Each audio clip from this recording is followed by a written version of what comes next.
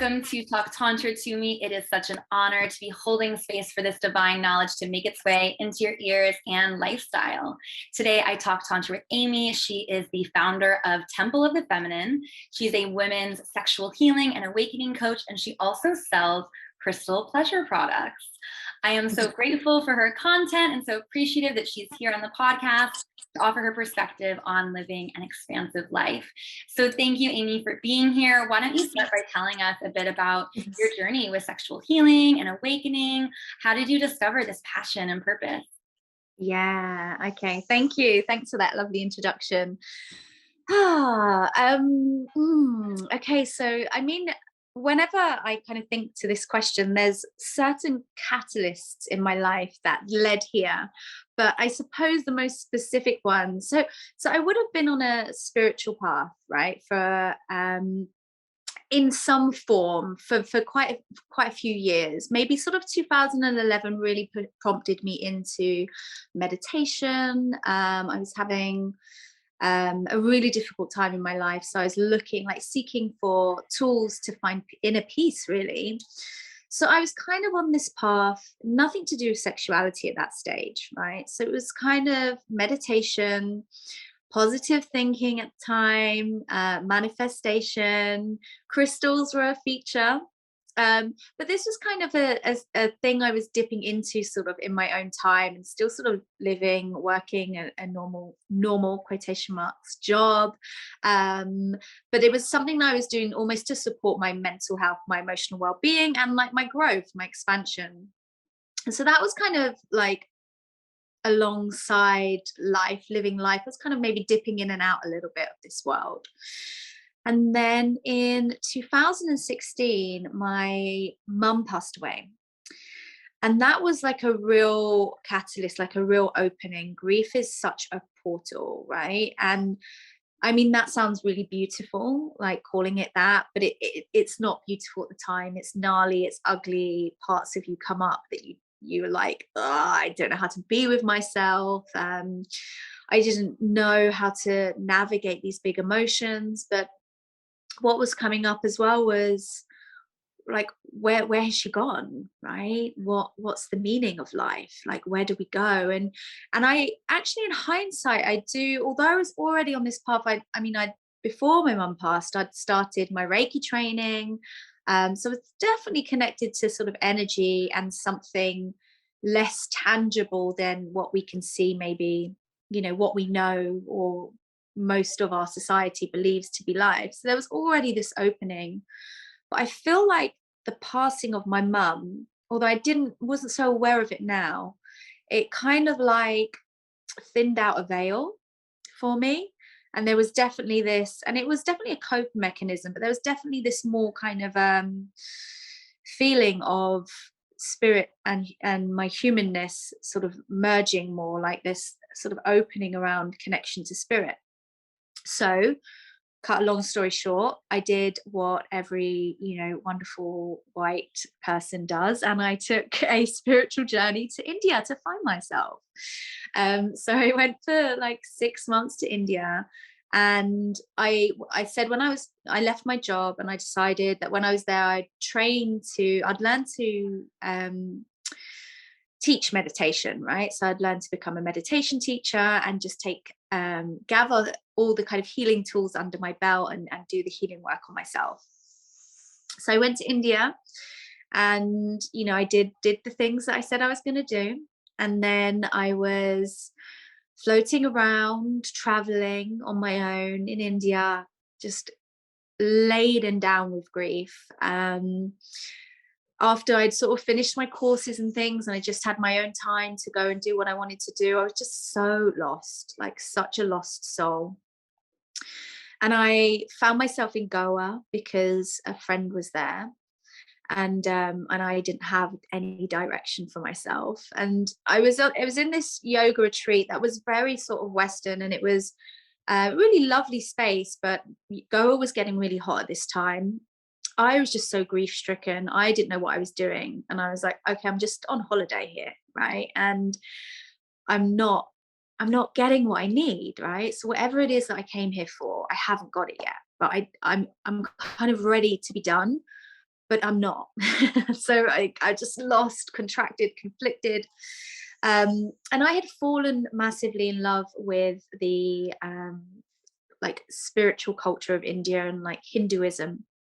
And I'd been doing like morning pujas and really diving into the ritual of Hinduism and the practice. And I missed that when I was in this space in Goa. Like it kind of held me together when I was, I was on that meditation training for a month, and it's like every morning getting up religiously, and it was piecing me together, it's gluing me together. And so my friend was like, why don't you do a yoga teacher training? Because you will get that again, and it will get you into your body, it will give you another sort of skill, or it'll be, it'll be a healing journey for you, and it'll be something to do before you leave, and then you can kind of finish up and go home. And I thought, okay, that sounds like a good idea, right? So I thought, right, if I'm going to do that, I'm going to go back to Rishikesh because I liked it there, I really loved it. And so I was kind of, at this point I was frustrated. I was getting bitten by bed bugs. I was getting sunburn. Mosquitoes were attacking me, and I was just like, get me out of here. So I was like, I want to get to Rishikesh, and if I'm gonna do a yoga teacher training, I need to not be in ashram conditions. Forgive me for saying that. God love ashrams, but I was just needing nurturing. I was needing mothering, right? And I was like, I just can't do this anymore. I cannot keep traveling. I cannot, I was just laden with grief. That's all I can really say. So, I was full brat mode because I was not coping. And I was like, yeah, I'm just going to need to go into like a nice space. And so I was like, where do I find one of these places? She was like, oh, pull up this website. So got this website up, used the filter, picked Rishikesh. The first school that came up, it was like, swimming pool, air conditioning. I was like, that sounds exactly where I would need to be. So I dropped them a message and said, I'm interested in your yoga teacher training course. And they were like, this must have been like on a Thursday, for example, and it started the next Monday. And they were like, oh, yeah, sure. We've just got one deluxe room left, I'm afraid. I was like, yeah, I think that's my room. Just take all my money. I'm coming. And so, Leola, I only walked into a Kundalini Tantra yoga teacher training. So I had no idea. And you'll probably know that you definitely know when you're in a Kundalini Tantra space as opposed to a Hatha yoga space, right? Yeah. You're like, I am not in Kansas anymore. Like everyone's wearing white, having some sort of like orgasmic experience in their bodies, chanting, bowing down to a guru. I was like, what? This was the first time I'd experienced something like that. And I had a Kundalini Awakening. Many of them over that period of time, and it was ecstatic. It was just completely changed my life, right? Completely gave me, it's one of those really cliche things, but it's just so true. It's like, that was why I was meant to be there.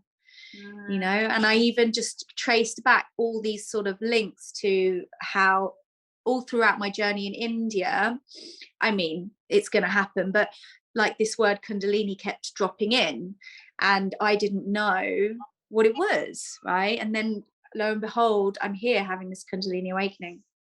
So with this, and it's like, feeling so connected to God, and like just like cracked open, expanded. With this Kundalini Awakening came a hell of a lot of sexual energy. So I was pretty horny, and I was like, wow, this is just like, double dose of amazingness. So, what does one do when they are feeling super horny? I kept sort of popping back to my room to masturbate, right? And so I was having all this like expansive experience when I was sort of out and, feeling like this sexual energy rushing and washing over me, and thinking, wow, I'm just, I'm going to go to my room and within seconds I'm going to be orgasming, surely. And then I got like, when I was alone with myself and my sexual energy, it became so abundantly clear that I didn't know what to do with it. And like these patterns and behaviors came in, like I would start holding my breath, I would start contracting, and I would go into fantasy, and I was like, oh my God, it's not like I'm not orgasming easily. Like, what's happening? And so that really shone a light on how I had been hardwired to experience orgasm and sexual energy, right? When I actually met it face on, I was like, wow, like I learned to give myself orgasms through watching porn. Mm. And so when I was even with a partner, I would go into my porn scene fantasy. So I was just like, you know, in hindsight, two bodies rubbing together, and I was in a porn scene, you know, when I was having sex with someone, and I would almost like not want music on because it would distract me from orgasming, or and I wouldn't breathe. I'd hold my breath to retain it, and I would almost like want my partner to like not breathe to distract me. So there was all these factors that were essentially really disconnecting me from my body and my experience, that really came under the microscope when I was having, in contrast to this like beautiful flowy notion of like sexual and life force energy.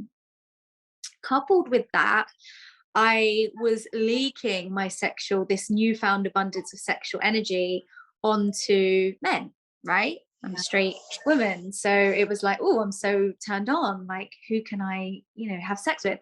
And I was realizing how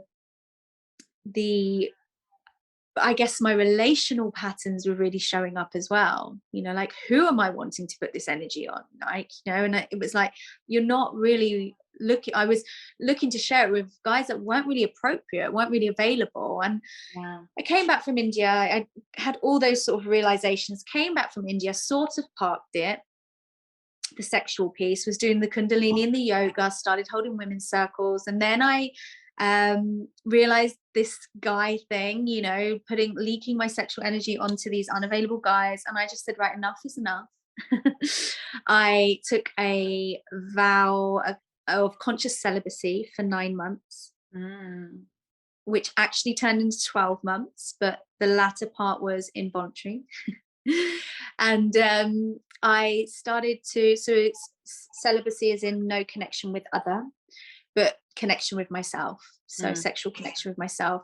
And I started to learn to work with this sexual energy in me. I cut out the porn, and there's no shame in porn, but I had to go cold turkey to learn to be present with myself. And so I started to masturbate in the way that I knew, but meditate, right? So it took a very long time to start to feel orgasmic by just focusing on sensation, not allowing fantasy to come up or going into sort of porn scenes and things like that. But yeah, I committed to it. And then I started to explore sort of coming off what I knew to be the ways I knew to orgasm, started to explore different parts of my body, and just took that journey. And then alongside this, I was diving into Tantra, started doing different trainings as well. Yeah, and I just went deep, and then it started to filter into my work. And of course, like, what started to come up when I start doing the work around sexuality, right? So my inroad was Tantra and sacred sexuality. It was all beautiful. And then, I started training with Ista. I know that you do it also, you have done also, and started to learn about like consent and boundaries. And these are really, really, really important components that I wasn't really learning about before, like just in the Tantra space. And what happened when I started to really understand consent and continue to understand this culture of consent in an embodied space, I realized how little consent had been present in my life. And like how many violations I'd experienced, right?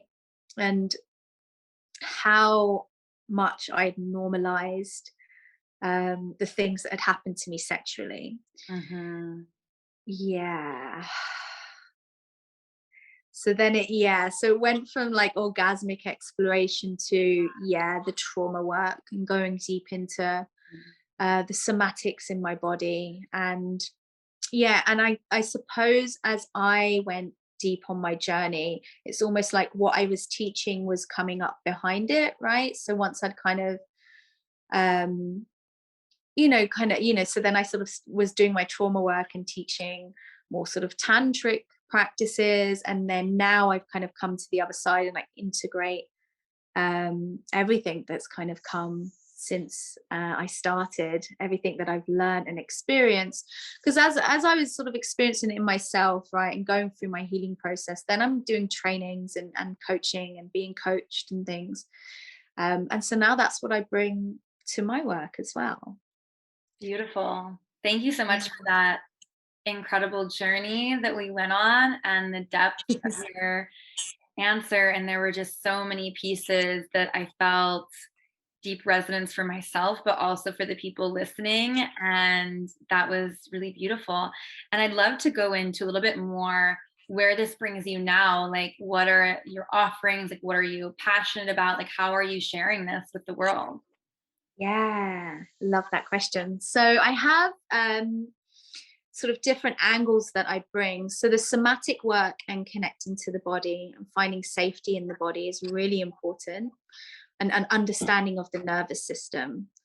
Because to access pleasure and sexual energy and orgasm, our nervous system has to be in regulation. We have to be able to have a sense of oversight and control over our nervous system rather than it being reactive, right? Because often we're in reaction until we bring consciousness to like what's happening in my body. We're just reacting, right? The nervous system is just like firing off to our environment. So I very much bring the somatic practices in. And then I bring what I call like the sacred feminine arts, which is like self-touch, like self-pleasure. I use a yoni egg as a practice, connecting to the yoni, like vulva, vagina, pussy, whatever word resonates, building a relationship with that part of ourselves, building our relationship with our whole body as something really sacred and divine, and like exploring things like the cervix and the link between the cervix and the heart, and opening the heart and the breast. So very sort of like Taoist tantric practices of like connecting into the physical body through touch and release, and that sort of practice. And then also the cognitive, right, the views and beliefs that we hold, and that we just that are normalized. Like I said, a lot of the things that I experienced were not only normalized by me but those around me. Mm-hmm. And so the more I realized it, and the more I realized like everyone else just thinks this is normal. And Yeah. I was like, it is people's normal, but it doesn't have to be that way. And how much it's holding us back, like how much shame there is. So Mm-hmm. I also work on like unpacking those beliefs. Mm-hmm. And also I bring in this notion of like really shame-free fantasy, desire, eroticism, perversion. I like that as well. And that's something I'm definitely playing with as a bit of an advanced practice that I'm going to bring for existing practitioners as well, because I like that kind of like gnarly, dark, feminine, like getting in touch with all of our like most like filthy, sordid parts, because bring it out of the shadows. It was really healing for me to move into sexuality in a space that it was very safe, very heart-centered, very connected to God and goddess. And I believe we can hold that and go into the depths as well. Like, so yeah, and bring that fullness to it. Like, it's really rich when we go there and Yeah. take away all that shame from it. Yeah, I definitely resonate with, when you were sharing your journey to where you are and having this sense of like entry point being like this really exciting Kundalini awakening and like feeling the fullness of my sexuality, but then like then going into the space of like, oh shit, there's like all of this sexual trauma that I didn't even realize was, you know, a part of like what a part of my history, so many experiences that weren't completely consensual, etc. And I kind of also went through this space of like, I can't watch porn anymore, like I need to create distance, I need to create space for like my healing. and growth, to the point that like if I was exposed to anything that used to like really turn me on, like porn wise, it was like very raunchy and like primal and non-consensual often as well, because a lot of porn is non-consensual, even if it's not like the direct storyline, but often it is also the direct storyline. But it would like bring me to tears. Like it would actually just like trigger me so intensely. But to come full circle now and to say, okay, like how can I explore these more dense experiences of sexuality from a very conscious way? How can I bring light into like my shadow desires? Is so powerful. And I love that we're getting into this, because one of the things I love about your work and the things that you share on social media is like this idea of like busting the myths. Like we have all of these myths from society, right? And from media and from our parents and from our sex education. But then there's also like all these other myths in like the sacred sexuality world that are like highly toxic. So I would love for you to speak into that a bit. Yeah, sure. Well, I mean, so with that, what I realized is, so I'd gone from this sort of really unconscious sense of sex where violation was normal. I almost had some sort of arousal triggers around violation because I'd been violated, right? So like I was turned on by this sense of being violated as well, which there's space for it, but in that, just it was very unconscious, and it was sort of like, this is just all I've known, right? This is all my body knows.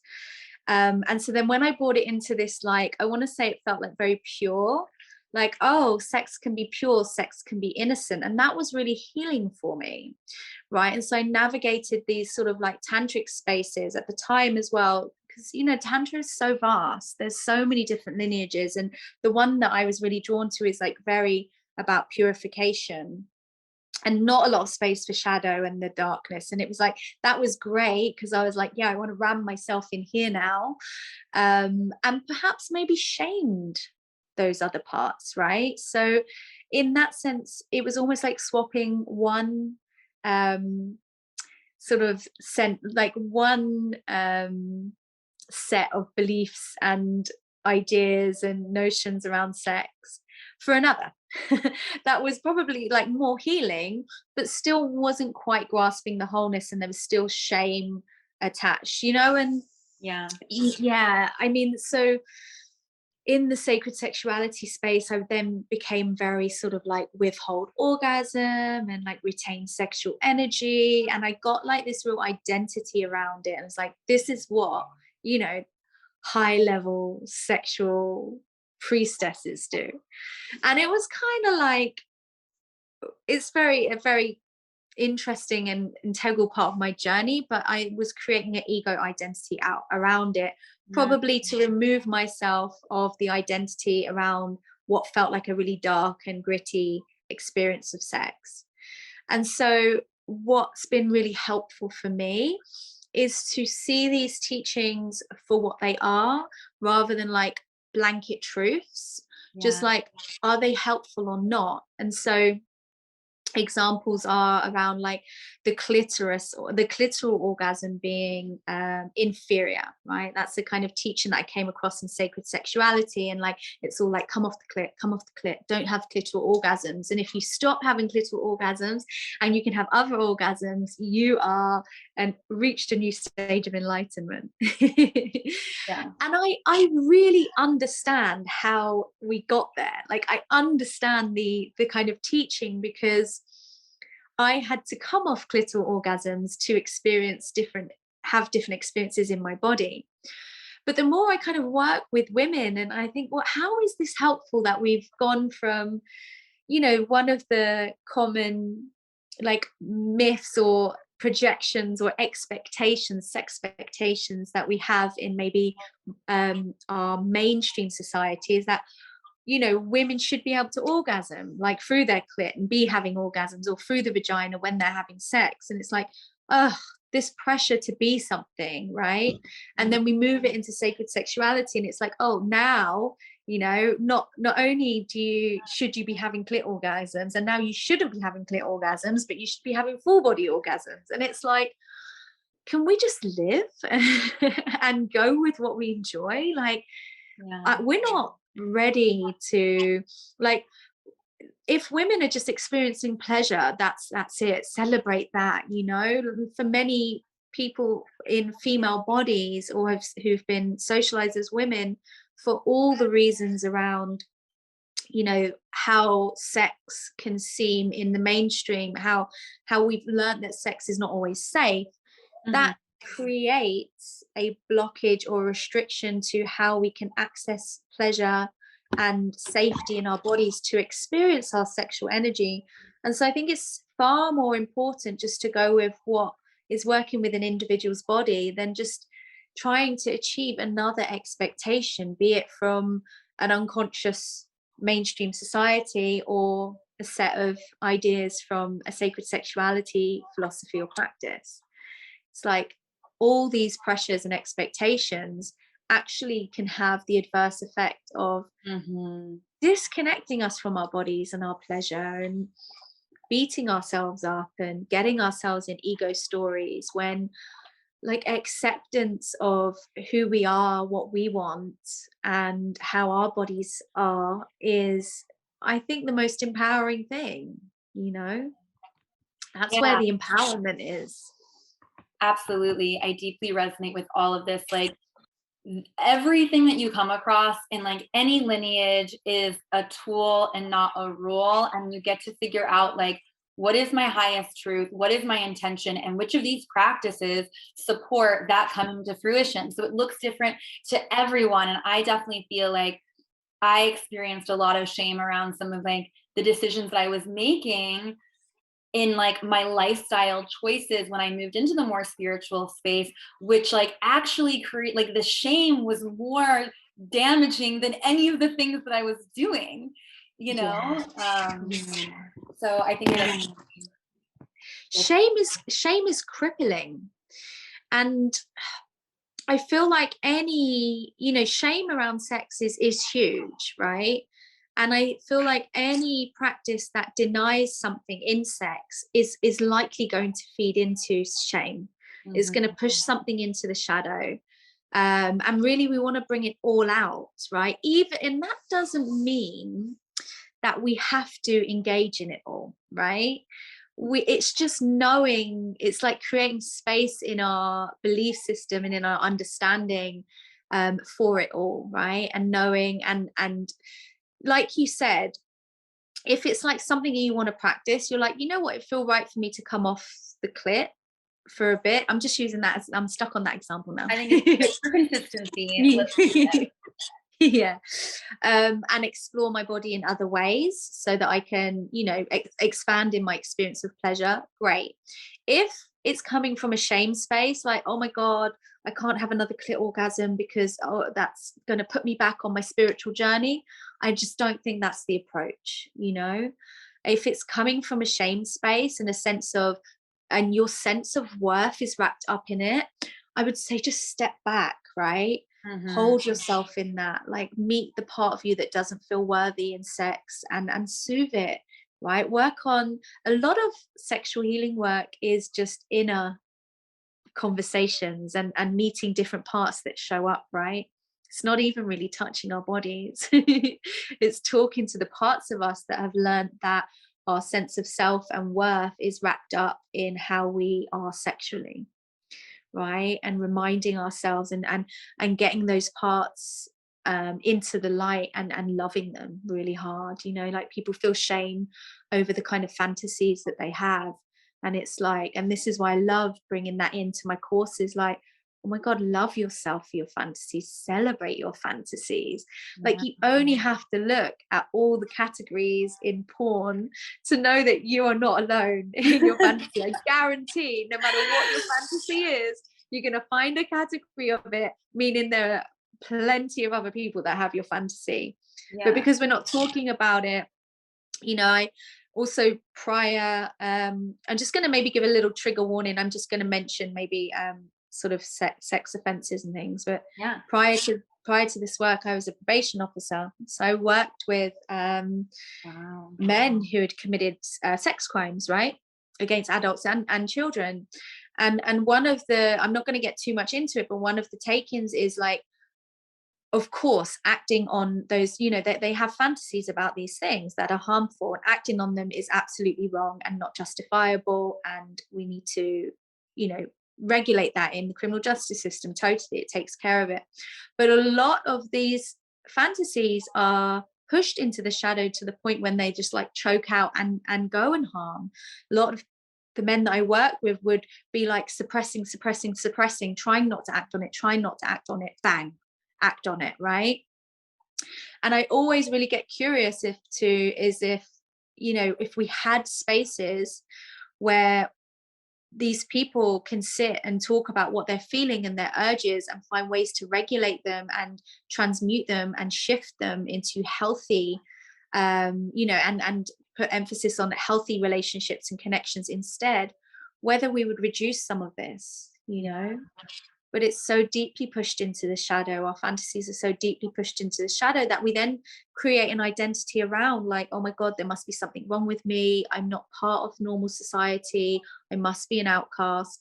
And then you isolate, and harm and shadow just runs rife in that space. Yeah, absolutely. I deeply resonate with that story, and that I went to before working in this space, I was working in communications and journalism, and I worked for a nonprofit that freed children from sex trafficking in India, actually. So I went there to do a documentary about the work that they were doing there.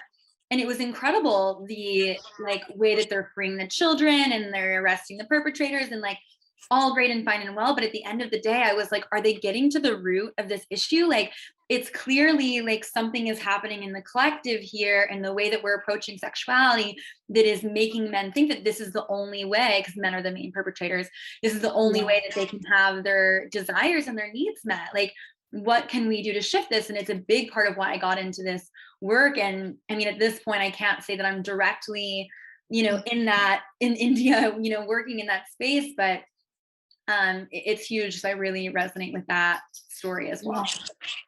Yeah. Yeah. So I'd love to go into another myth, and that is, you know, like carrying past partners' energies, or like carrying like a one night stand energy, like having like this energetic exchange that leaves a residue, or like can either enhance you or be of detriment. Like, what are your thoughts on that? Yeah, I love this. And I feel like because a lot of the stuff that comes out now is kind of like insta-taught, right?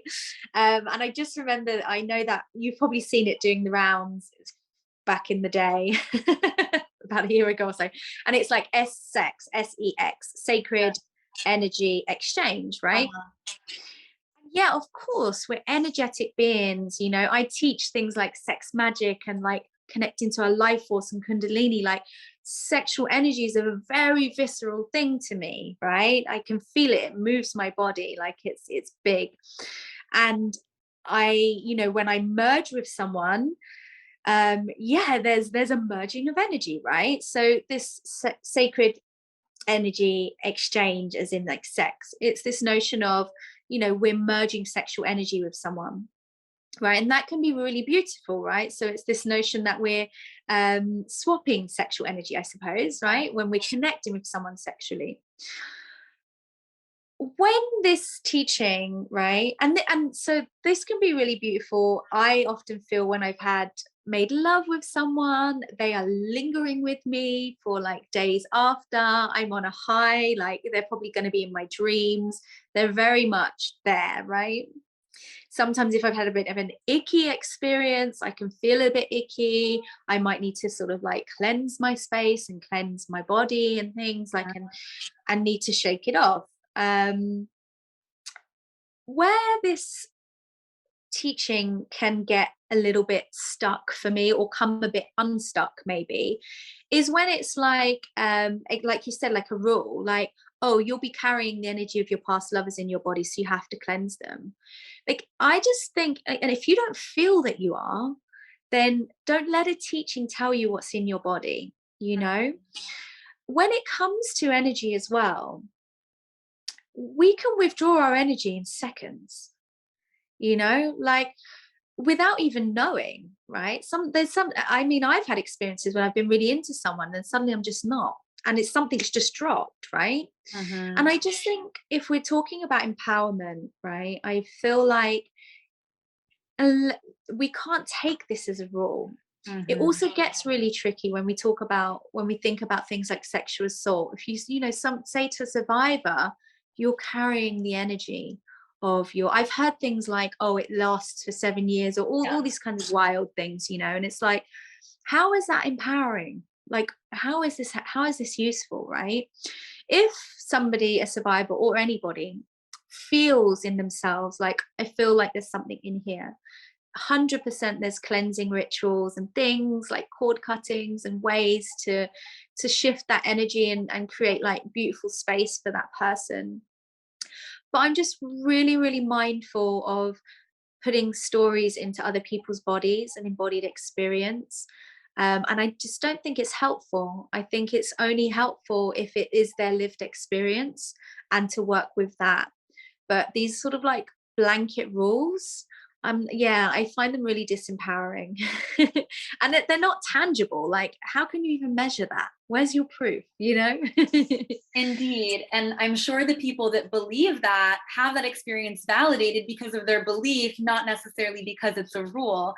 Like, to me, it's so much of like, oh, let's trade the fear of STIs and pregnancy for this new fear of like energetic STIs. And like, just in general, like any fear-based narrative around sexuality, like I try to like distance myself from as well. And to me, it's like I've also had experiences where I've had like a sexual energetic exchange with someone that has been like blasted me open and like started having crazy like dream initiations, and like my body is elevating at a different level. So like also like it can work for you, for one. And then like if it's not that experience, if in fact afterwards you do feel a little bit of like a down energy, like even in the experience of expansion, like it's my energy that I'm experiencing. Like they're my mirror that is brought, like this is my belief.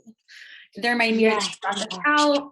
It's me, it's not them, which also creates this like much more healthy pattern I've recognized, to not be dependent and like see them as like the guru that enlightened me or whatever. It's your own energy. But then, so by that same token, when you have the like more dense energy follow you, quote unquote, after a sexual experience, like it's a mirror for you. Like, what's going on? Like, what is this bringing up? What opportunity is within you to heal? And that's just kind of how I think of it as well. But I'm not sure if you have anything to add with that.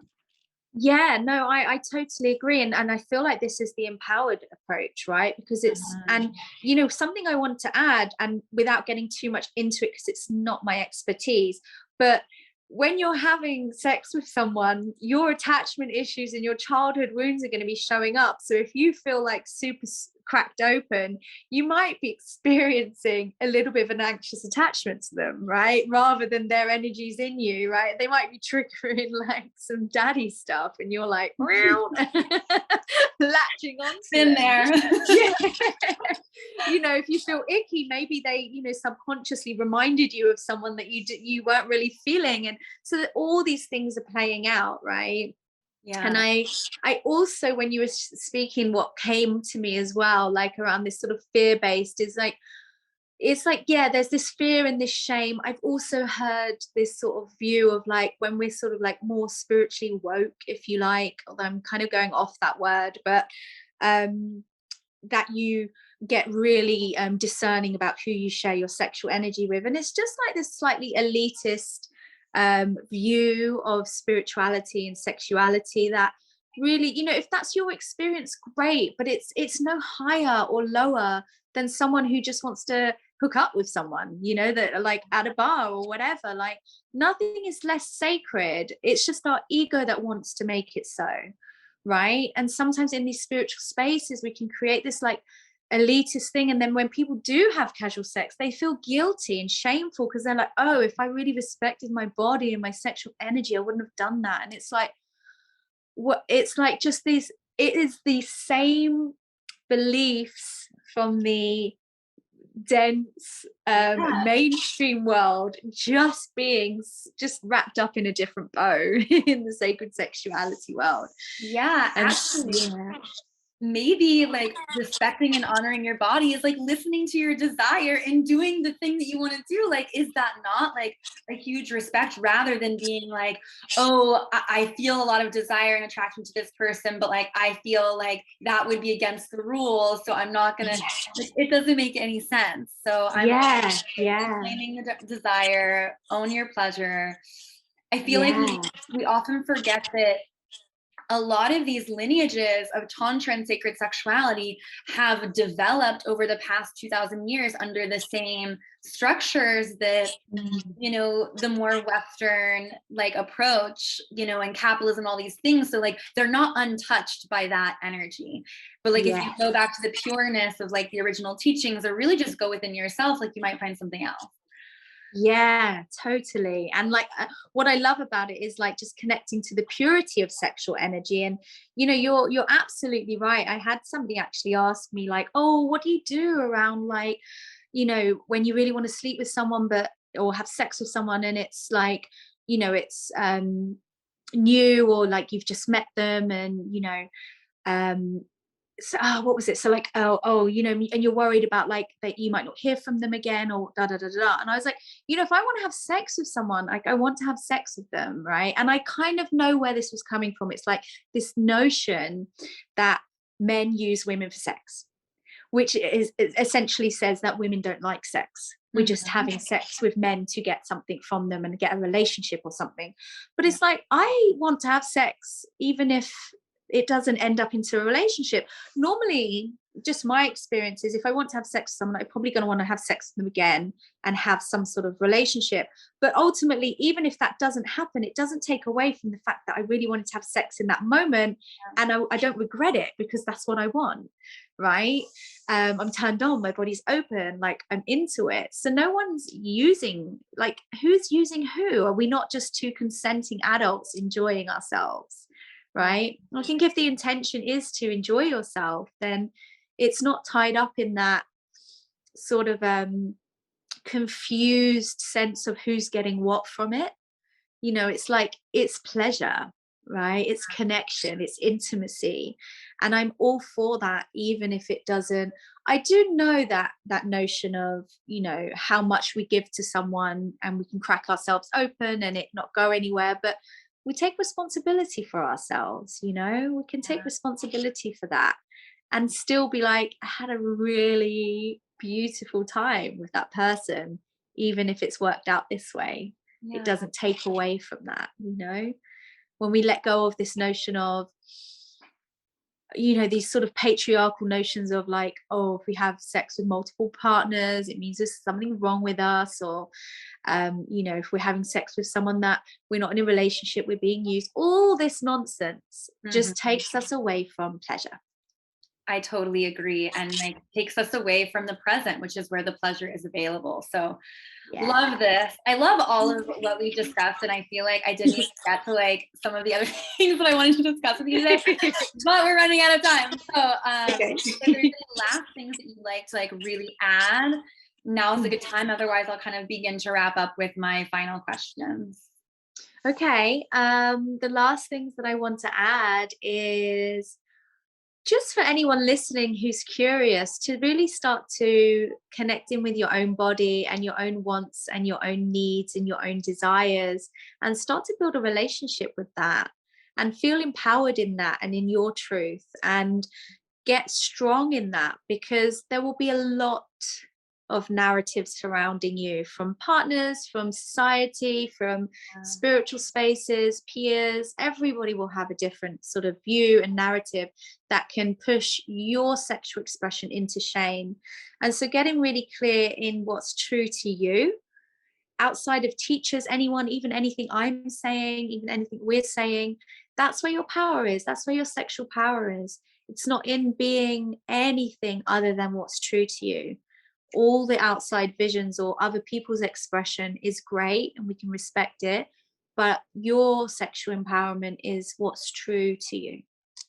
Yeah, I absolutely love that. I very much resonate with this idea that like we're coming into a time that we get to be our own greatest teachers and our own gurus. And like it's a beautiful place to be able to like go into a container with someone or into a training or into a book or a podcast and be able to take the pieces that resonate with you and then leave the rest. Like full permission.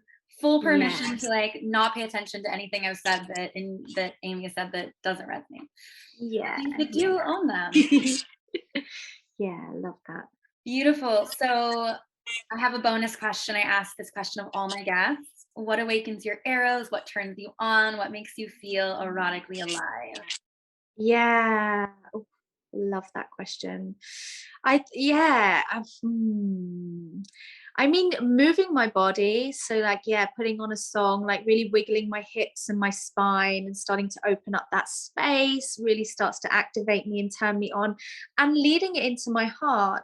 And this sounds very vague, but you might understand what I'm saying, Leola. Like it's just like kind of like activating that energy in my pelvis and waving it up into my heart, Mm. and like making a decision to like crack my heart open. That's a bit of the thing that I'm with at the moment, where I'm like, the channel between sex and heart is something that I'm really working with, and like keeping that channel open so I'm not just in my sex center. Yeah. So that really, yeah, creates, that really is just what's activating my eros at the moment and turning me on.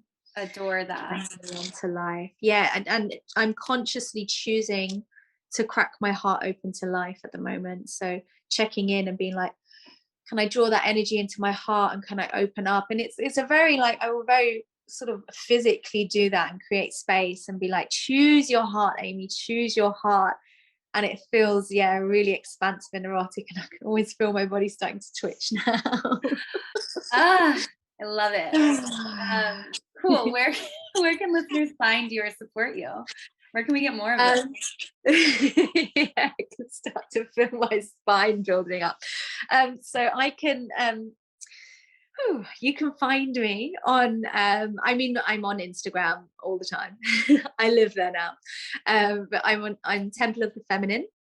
So you can find me there. You can go to my website to see what courses and things that I'm doing. I'm always open for one-to-one coaching. So yeah, please come and find me and connect. I would love that.